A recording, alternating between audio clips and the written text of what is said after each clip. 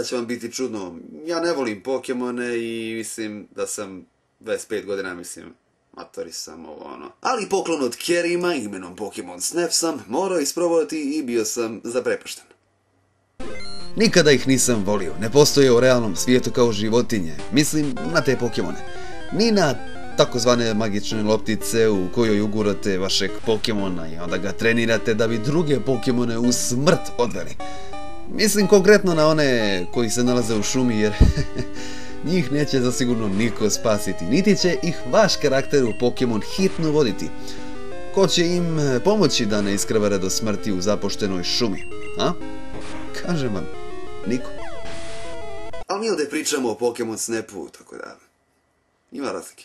Dobro ste čuli, vi ne morate ubijati, loviti i trenirati Pokemone u ovoj igri, već ih samo slikati. Vi ste jedan čudan dječak koji radi za, na izgled, finog profesora koji je za mene zločest. Daje vam jabuke kojima gađate Pokemone da biste ih zaustavili ako bježe, a što je još gore, on vam daje i otrovne lopte koje nekad koristite umjesto jabuke i time ošamutite Pokemona.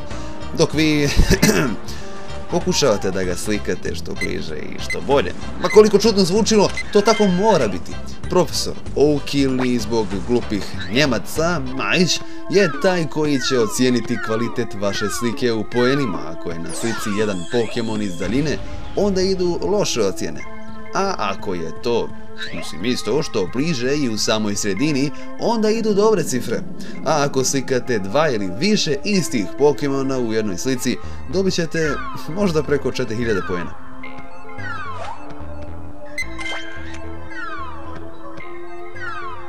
Ono što je mene privuklo u ovoj igri nije samo smirujući ambijent gdje vi sa vašim fotoaparatom slikate česte i rijetke Pokemone, već ta mogućnost otključavanja novih puteva, ukupno 7.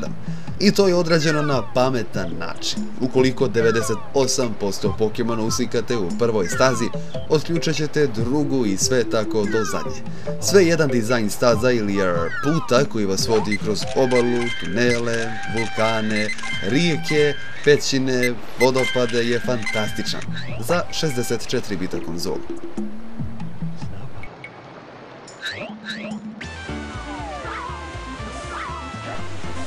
Nemam se šta puno reći o ovoj igri, ali bukvalno samo želim da se u znaku zahvalnosti Kerimu odložim preko videa.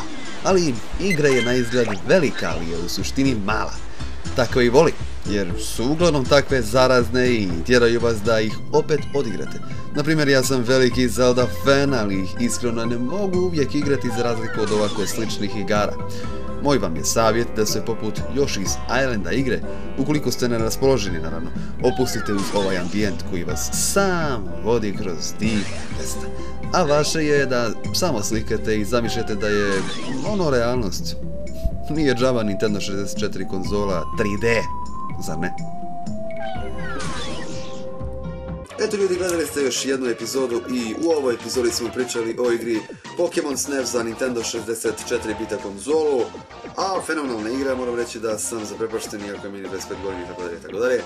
Uživao sam u njoj, smirujuća u bilo kojem pogledu. Mislim da sam dovoljno objasnio na videu u epizodi. A ukoliko vam se sviđaju moji videi i epizode, lajkajte me na YouTube ili na Facebook fanpage stranica ako hoćete.